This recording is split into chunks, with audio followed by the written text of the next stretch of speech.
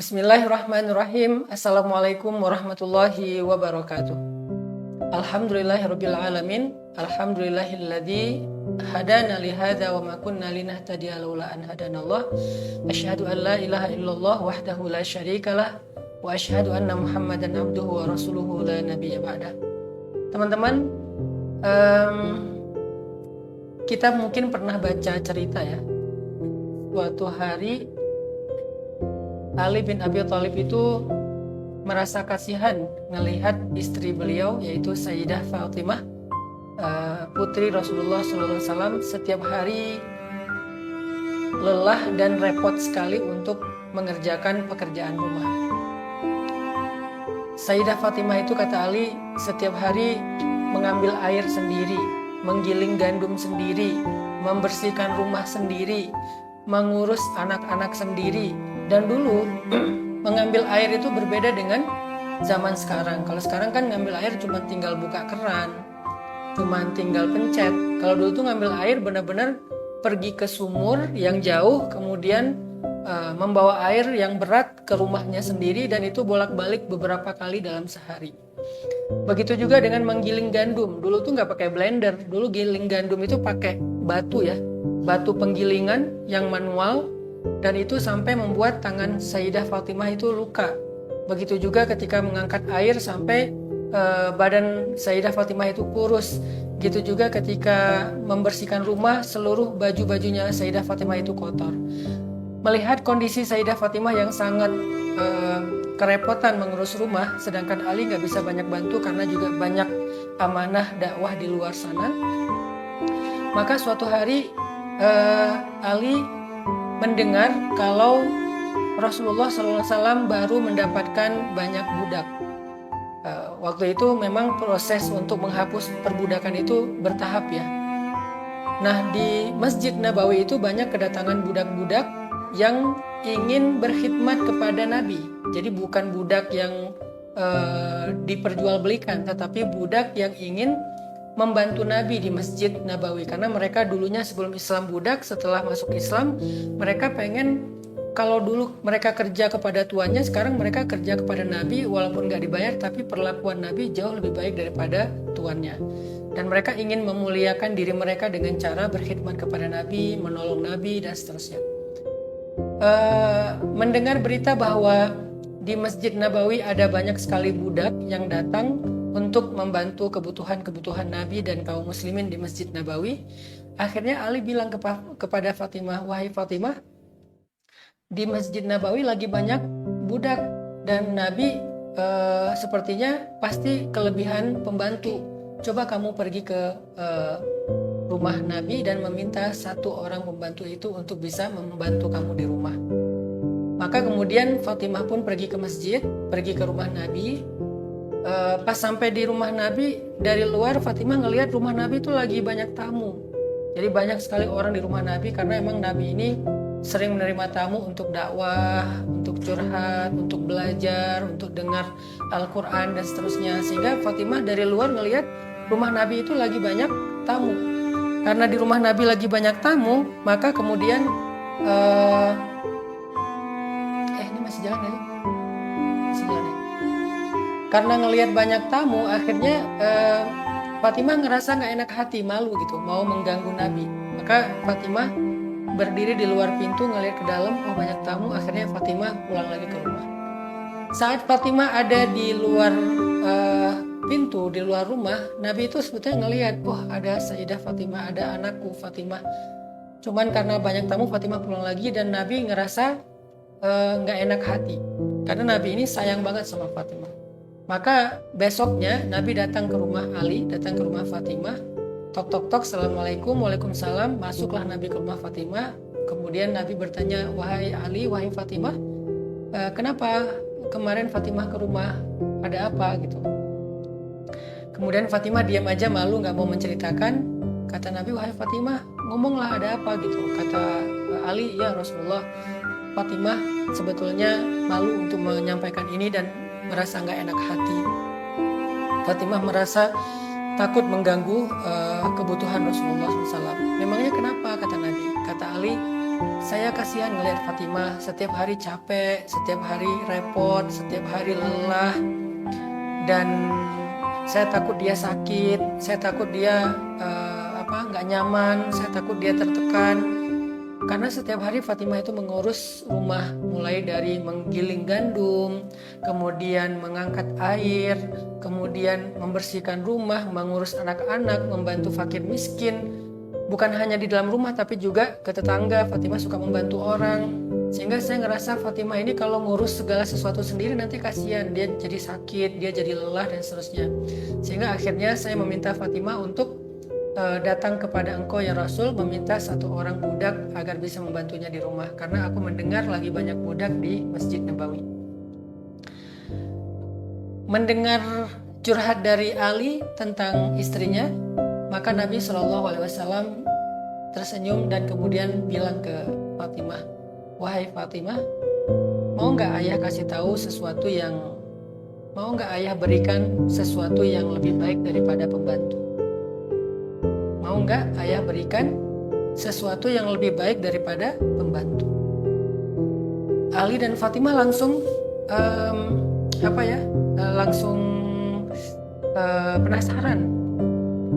Kata Fatimah, apa itu wahai ayah yang lebih baik daripada pembantu? Kalau kita sekarang, kalau saya sebagai ayah, mungkin kalau anak saya perempuan udah nikah, saya ngelihat dia susah hidupnya, dia repot di rumahnya, suaminya juga sibuk dengan dakwah, pasti saya akan bilang, nak kamu ayah beliin mesin cuci ya, nak kamu ayah beliin dispenser ya, ayah beliin blender ya, ayah beliin apa misalnya kompor yang bagus, yang matic dan seterusnya. Ayah cariin pembantu ya, nanti biar ayah yang gajiin pembantu. Kalau saya sebagai ayah pasti saya akan menawarkan itu. Dan Fatimah ketika ditanya oleh Nabi, maukah engkau aku berikan sesuatu yang lebih baik daripada pembantu? Fatimah semangat, antusias, penasaran, apa kira-kira yang lebih baik daripada pembantu? Apakah kompor gas? Apakah mesin cuci? Apakah kulkas? Apakah dispenser? Apakah blender? Apakah seorang yang mungkin lebih ahli daripada seorang pembantu? Ternyata tahu nggak jawaban Nabi apa? Kata Nabi, bertakwalah kamu kepada Allah, kemudian setiap kali kamu mau tidur, bacalah subhanallah 33 kali, alhamdulillah 33 kali, Allahu Akbar 34 kali, maka sesungguhnya itu lebih baik daripada pembantu. Itu lebih baik daripada pembantu. Sehingga akhirnya Sayyidah Fatimah mendengar nasihat dari Nabi tentang bertakwa kepada Allah, kemudian membaca subhanallah 33 kali, alhamdulillah 33 kali, Allahu Akbar 34 kali, dan kata Nabi itu lebih baik daripada pembantu. Seketika Fatimah mengatakan, saya ridho dengan keputusan Allah dan Rasulnya. Saya ridho dengan keputusan Allah dan Rasulnya. Artinya Fatimah percaya dan menerima nasihat Nabi bahwa yang lebih baik daripada pembantu adalah zikir subhanallah 33 kali, alhamdulillah 33 kali, Allahu Akbar 34 kali. Teman-teman, apa kira-kira pelajaran dari kisah Sayyidah Fatimah ini? Akhir-akhir ini kita banyak sekali mendengar orang yang tertekan ya secara mental. Ada yang tingkat yang paling ringannya mungkin stres. Tapi stres ini kalau dibiarin bisa sampai ke level depresi, dan depresi biasanya sampai berujung dengan bunuh diri, nauzubillahi min dzalik. Dan ketika saya coba baca-baca beberapa berita tentang data orang yang mengalami stres atau tertekan terutama di kota-kota besar, tapi juga sekarang udah menyebar ya, bukan hanya kota-kota besar tapi juga di pedesaan.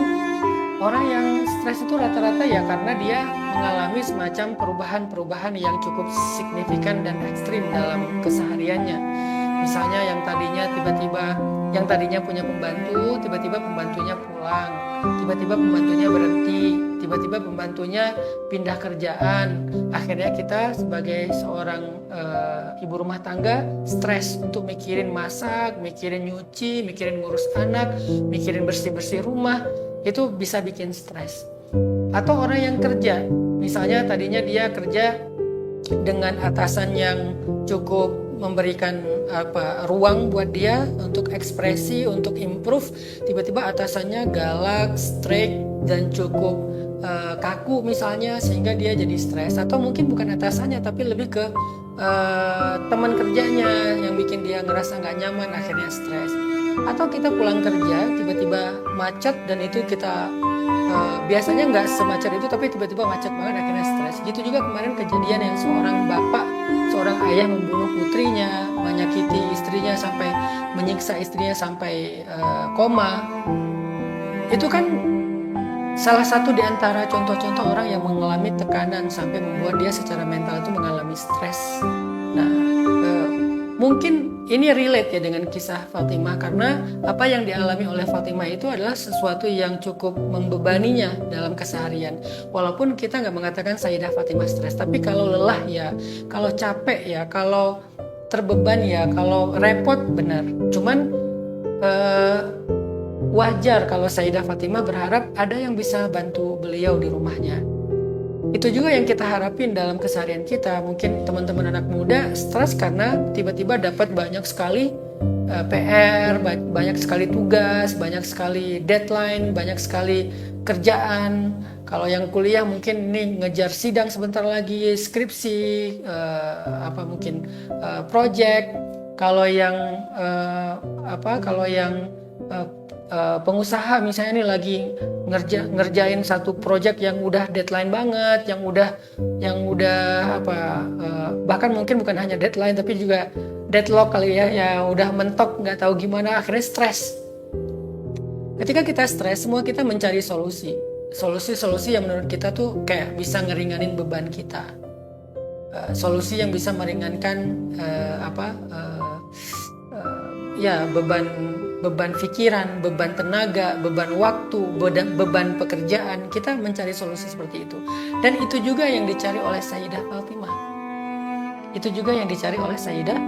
Sayyidah Fatimah mencari solusi untuk meringankan bebannya, dan itu adalah usulan dari suaminya juga, yaitu Ali bin Abi Thalib, yang bisa meringankan beban pekerjaan di rumah tangganya, meringankan tenaganya, meringankan pikirannya, meringankan repotnya. Itu yang dicari oleh Sayyidah Fatimah. Tapi tahu nggak?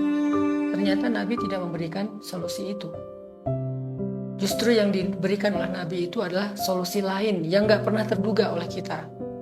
Ketika kita stres dengan pembantu yang pulang, ketika kita stres dengan pekerjaan yang numpuk dan semuanya juga lagi kejar deadline, ketika kita stres dengan tugas-tugas kuliah dan tugas-tugas sekolah yang banyak, ketika kita stres dengan networking kita atau dengan pertemanan kita, sosial kita misalnya, ketika kita stres dengan perilaku pasangan kita berpikir solusi apa yang bisa meringankan saya. Ternyata teman-teman, solusi yang diberikan Nabi itu adalah zikrullah, zikir. Solusi yang diberikan Nabi itu adalah zikir, bukan mesin cuci, bukan blender, bukan dispenser, bukan pembantu atau asisten rumah tangga yang expert. Yang diberikan oleh Nabi itu adalah zikir. Kenapa? Karena banyak masalah dalam kehidupan kita, banyak beban dalam kehidupan kita terasa berat bukan karena bebannya berat. Banyak masalah yang kita alami dalam hidup itu terasa begitu mengganggu bukan karena masalahnya memang terlalu besar dan mengganggu. Tapi kemampuan mental kita, jiwa kita dalam mengemban atau memikul beban itu gak terlalu kuat. Karena kita ngerasa hidup kita kayak nyesek ya. Kita ngerasa hidup kita nyesek, kita ngerasa hidup kita sempit. Itu bukan karena masalah kita besar sehingga hidup kita menjadi sempit, bukan. Seringkali bukan masalahnya yang besar, tetapi memang hatinya yang kecil. Bukan masalahnya yang besar, tetapi memang jiwa kita yang sempit. Bukan masalahnya yang berat, tetapi mental kita yang lemah. Karena kalau kita membandingkan dengan orang lain, kita kadang menemukan ada orang yang punya masalah lebih berat dari kita dan dia masih terlihat masih terlihat santuy, masih terlihat kuat, masih terlihat wajar dan masih mampu untuk bisa survive, bahkan dia bisa survive. Kadang kita ngerasa anak baru 1 atau 2, seorang ibu rumah tangga dengan anak 1 atau 2, dia udah ngeluh banget karena nggak ada asisten rumah tangga. Tapi di tempat lain ada ibu-ibu dengan anak 9, dia tidak semengeluh ini. Dan dia juga nggak punya asisten rumah tangga. Terkadang masalah utama dalam hidup kita itu bukanlah beban hidup, bukanlah gangguan dari luar, bukanlah musibah, bukanlah masalah, bukanlah sesuatu yang menjadi yang sifatnya dari luar. Bukan itu masalah utama dari hidup kita. Terkadang masalah utama dari hidup kita adalah hati kita, jiwa kita, mental kita, kekuatan diri kita. Sehingga yang kita butuhkan dalam menghadapi hidup itu gak selalu solusi yang untuk meringankan beban, gak selalu solusi untuk menghilangkan masalah. Tapi kadang yang kita butuhkan dalam hidup itu adalah kekuatan jiwa, kekuatan batin, kekuatan mental, kekuatan fisik untuk mengangkat beban dan masalah tersebut. Saya sering ngasih analogi gini.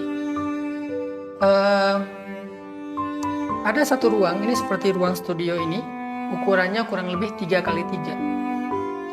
Ruang studio yang 3x3 ini, kalau diisi oleh oleh 10 orang misalnya, maka ruang ini akan terasa sempit. Ada 10 orang di sini, semuanya duduk bareng di sini, pasti akan terasa sempit ruang 3x3. Apalagi buat tidur, buat duduk aja udah pas-pasan, buat tidur susah, untuk selonjoran aja susah, apalagi kita berbaring karena 10 orang di ruang 3x3. Lalu 10 orang ini dipindah ke ruangan lain yang ukurannya 10x10. Maka tiba-tiba kita merasa lega, merasa nyaman, bisa selonjoran kaki, bahkan bisa berbaring, bahkan bisa bolak-balik, bahkan kita bisa beraktivitas secara nyaman di situ. Padahal jumlah bebannya sama-sama 10 orang. Tetapi kenapa di sini terasa sesek dan sempit, di sana terasa lega dan nyaman? Bukan karena di sana bebannya lebih kecil, tetapi ruangnya lebih besar. Hidup kita kadang seperti itu, teman-teman. Seringkali kita mengeluh, saya gini, saya gitu, ini masalah kerjaan banyak banget, ini tugas banyak banget, ini teman-teman gak ada yang benar, ini dan ini itu, semuanya kita keluhin seolah-olah kita tuh overweight. Jadi kita tuh kayak kelebihan muatan.